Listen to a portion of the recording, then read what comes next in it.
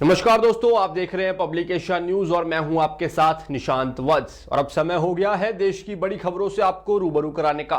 पहली खबर की ओर चलते हुए आपको बता दें, बिहार ईडी ने बड़ी कार्रवाई करते हुए बिहार बोर्ड टॉपर्स घोटाले के मुख्य आरोपी व वैशाली निवासी अमित कुमार उर्फ बच्चा राय के 3 ठिकानों पर छापेमारी की है।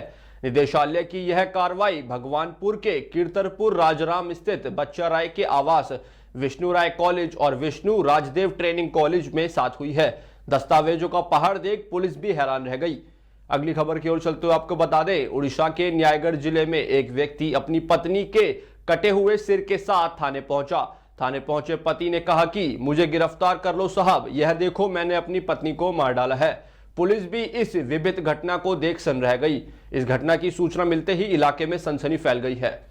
तीसरी और बड़ी खबर की ओर चलते हुए आपको बता दें, सोनारे निवासी मानवाधिकार कार्यकर्ता जवाहरलाल शर्मा ने 12 वर्षीय पूर्व गिरफ्तारी बीमा के कानून लागू करने की मांग की थी। इस कानून के लागू होने पर बेवजह गिरफ्तार होने वाले निर्दोषित साबित होने पर मुआवजा पा सकेंगे। शर्मा कहते हैं कि मैं इस कानून को लागू करने के लिए संघर्ष करता रहूंगा। यदि यह कानून लागू हो गया तो न्याय व्यवस्था में क्रांतिकारी साबित होगी। अगली खबर की ओर रुख करते हुए आपको बता दें, उत्तराखंड होटल एसोसिएशन अध्यक्ष संदीप सिहनी ने बताया कि नए साल के लिए मसूरी में बढ़ रही बुकिंग अच्छे बूम का संकेत है। उन्होंने कहा कि 13 साल से साल के अंत में सरकार द्वारा पर्यटन को बढ़ावा देने के लिए विंटरलाइन कार्निवल का आयोजन किया जाता है, लेकिन इस वर्ष अभी तक शासन प्रशासन की ओर से विंटरलाइन कार्निवल की आयोजना के लिए कोई भी पहल नहीं की गई है। अगली खबर की ओर नजर डालें तो 4 राज्यों में चुनाव परिणाम में कांग्रेस की नैया डूबने के बाद सख्त हुई भाजपा प्रमुख मायावती। आपको बता दें, दानिश ने राहुल गांधी के गले में बाहें डालकर फोटो सार्वजनिक किए थे।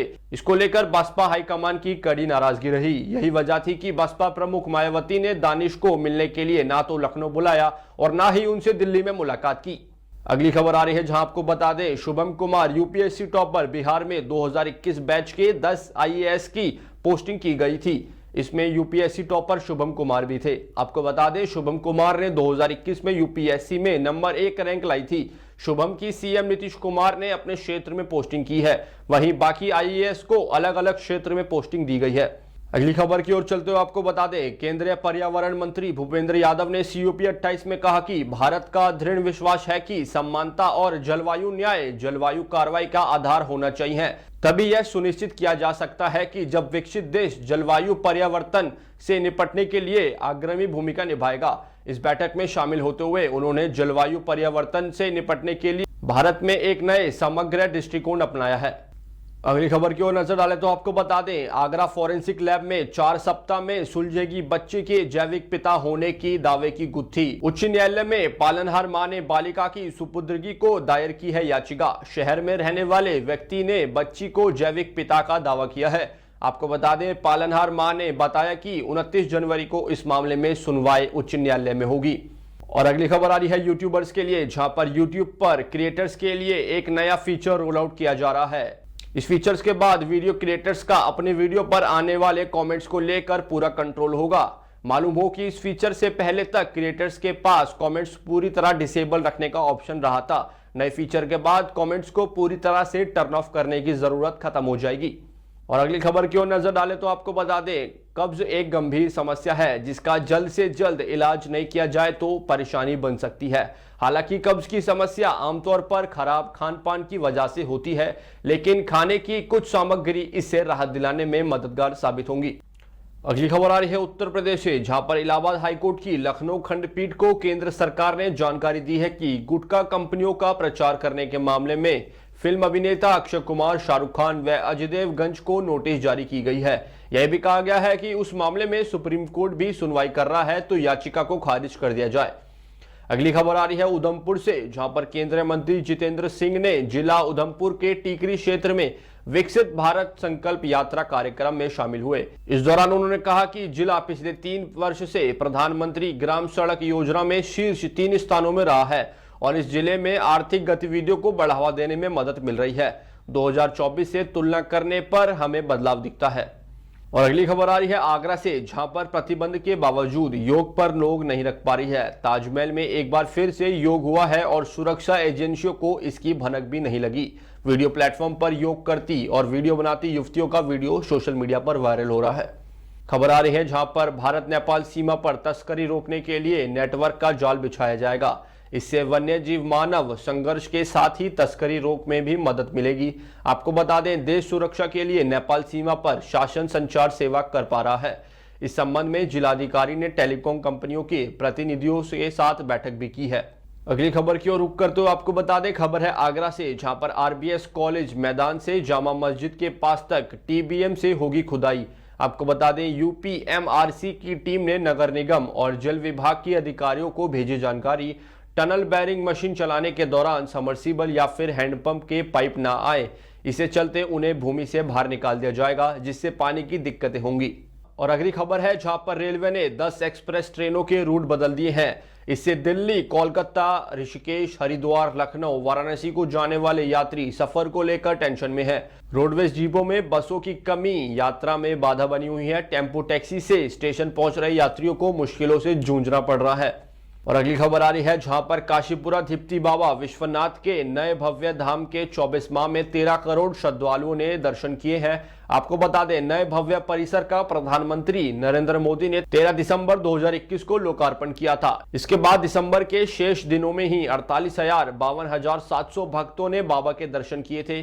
प्रधानमंत्री ने 8 मार्च 2019 को शिलान्यास किया था। आपको बता दें, बाधाएं दूर कर 2020 में जनवरी में कार्य शुरू हुआ था। अगली खबर की ओर नजर डालें तो आपको बता दें, देश को झकझोर देने वाला निर्भया हत्याकांड के बाद भी दिल्ली की हालात बदलते नहीं हैं। हर दिन दुष्कर्म की 3 वारदात सामने आ रही है। यह राष्ट्रीय अपराध रिकॉर्ड ब्यूरो की ओर से जारी रिपोर्ट में सामने आया है। एनसीआरबी के आंकड़ों के मुताबिक वर्ष 2022 में दिल्ली में 501 हत्याएं हुई है। अगली खबर की ओर चलते हुए आपको बता दें, दिल्ली यातायात पुलिस ने अपनी रिकॉर्ड में ई रिक्शा को लोगों के लिए खतरनाक माना है। ई रिक्शा में बैठने वाले सवारी ही नहीं बल्कि सड़क पर चलने वाले अन्य यात्री भी इस खतरे से अछूत नहीं है। रिपोर्ट में कहा गया है कि ई रिक्शा ज्यादातर बस स्टैंड और मेट्रो स्टेशन के पास खड़े रहते हैं और सवारियों से पूरी तरह भर जाने तक नहीं चलते। इस वजह से सड़क पर अवरोध उत्पन्न होता है। और अगली खबर की ओर चलते हुए आपको बता दें, दिल्ली यमुना नदी की सफाई एक ऐसी बीड़ा है जो भी सत्ता में आए उसे अपनी शिद्दत से उठाए। राजनिवास की प्राथमिकता भी यमुना नदी के प्रदूषण को खत्म करना है। विपक्ष इसे मुद्दा बनाता रहता है, लेकिन इन सभी प्रयास और दावों की हकीकत यह है कि यमुना नदी में हर साल सफेद रसायन के रूप में झाग सामने आते हैं। और अगली खबर की ओर चलते हुए आपको बता दें, भारत मौसम विज्ञान विभाग ने 10 और 11 दिसंबर को 5 राज्यों के अलग अलग इलाके में कोहरे का अलर्ट जारी किया है। आपको बता दें, आईएमडी के एक बयान के अनुसार 10 और 11 दिसंबर को उत्तरी मध्य प्रदेश, उप हिमाचल, पश्चिम बंगाल, सिक्किम, आसाम और मेघालय के अलग अलग हिस्सों में सुबह के समय घना कोहरा छाए रहने की संभावना है। अगली खबर की ओर रुख करते हुए आपको बता दें, जयशंकर ने फिलिस्तीनी पीएम मोहम्मद शतायह से फोन पर बातचीत की और गाजा और वेस्ट बैंक की स्थिति पर गहरी चिंतन व्यक्त की। आपको बता दें, दोनों नेताओं ने संपर्क साधे रखने पर भी सहमति बनाई है। और एक्स पर लिखते हुए जयशंकर ने कहा है कि आज शाम फिलिस्तीनी प्रधानमंत्री मोहम्मद शतायह से बातचीत की। गाजा और वेस्ट बैंक दोनों की स्थिति पर गहरी चिंता व्यक्त की गई है। अगली खबर आ रही है नई दिल्ली से, जहां पर एफआईसीसीआई की वार्षिक आम बैठक को संबोधित करते हुए रक्षा मंत्री ने कहा है कि सरकार विकास इंजन के रूप में भारत की स्थिति को और मजबूत बनाने के लिए सभी प्रयास कर रही है। भारत सरकार यह काम अकेले नहीं कर सकती। राजनाथ सिंह ने कहा है कि यह प्रधानमंत्री नरेंद्र मोदी के मार्गदर्शन में 1 अरब से अधिक भारतीयों की कड़ी मेहनत और क्षमता का परिणाम है। अगली खबर की ओर रुक कर तो आपको बता दें, धनखड़ ने किसी का नाम लिए बगैर कहा है कि कुछ पढ़े लिखे लोग अर्थव्यवस्था के बारे में पब्लिक डोमेन में गलत जानकारी देते हैं। इससे दुखद भला और क्या हो सकता है।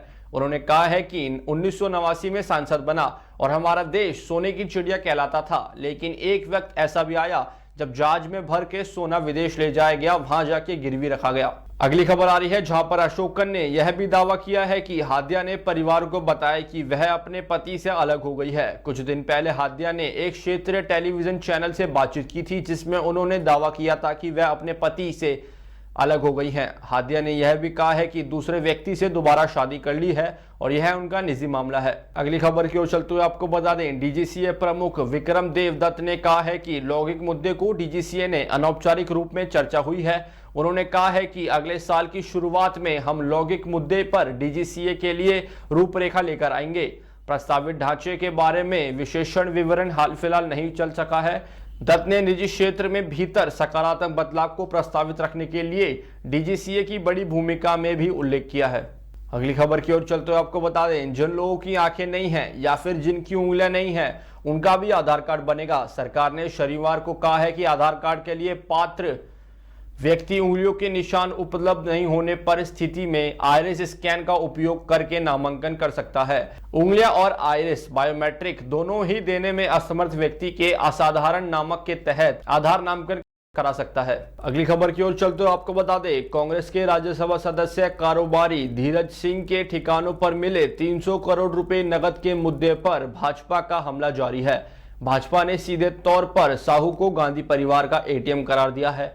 केंद्रीय मंत्री मीनाक्षी लेखी ने कहा है कि अधिकारी 2 बार लोकसभा चुनाव हार चुके हैं तो 3 बार राज्यसभा में किस आधार पर भेजा गया।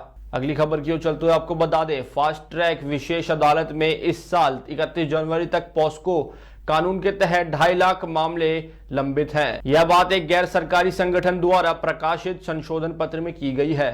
साल 2019 में स्थापित फास्ट ट्रैक अदालत में ऐसे मामलों की सुनवाई 1 साल के भीतर पूरी कर फैसला सुनाना था, लेकिन 2.5 लाख मामलों में से केवल 9,000 मामलों की सजा हुई है। और आखिरी खबर की ओर चलते हुए आपको बता दें, तमिलनाडु सरकार ने गुजरे हुए मिजोंग चक्रवात से प्रभावित लोगों के लिए 6,000 रुपए की सहायता राशि की घोषणा की है। मुख्यमंत्री एम.के. स्टालिन ने चक्रवात प्रभावित लोगों को 6,000 रुपए नकद देने की बात कही है। सरकार ने एक आधिकारिक वैज्ञानिक से कहा है कि चक्रवात के चलते जिन लोगों की आजीविका प्रभावित हुई है, सरकार उन्हें राशन की दुकान पर नकद भुगतान करेगी।